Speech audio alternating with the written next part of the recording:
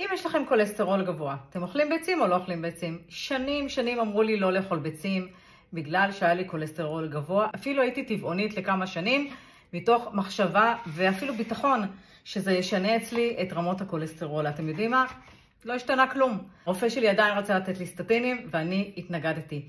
ואחרי שאני פיצחתי את הדרך שבה אנחנו מונעים את הרשת עורקים, ואחרי שאני למדתי והבנתי שהרמות של הכולסטרול הם לא הדבר החשוב, אלא איך שומרים עליו טוב ואיך מונעים את הרשת העורקים, התוכנית של 5 המפתחות ב5 שבועות תלמד אתכם את מה שאני שמתי על עצמי ועל מטופלים שלי בקליניקה ועל קבוצות שכבר עשו את התוכנית, איך מונעים מהטרשת לקרות בגוף על ידי הוספה של מזון.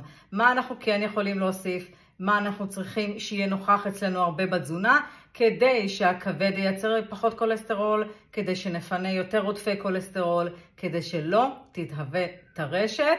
אני מבטיחה לכם, אתם תשיגו הרבה יותר מאשר איזון כולסטרול, כי זה עוזר לאיזון המטאבולי בכלל. אני מיכל ויינטרוב, אני נטורופטית ואני מתמחה באיזון כולסטרול בדרכים טבעיות בלבד.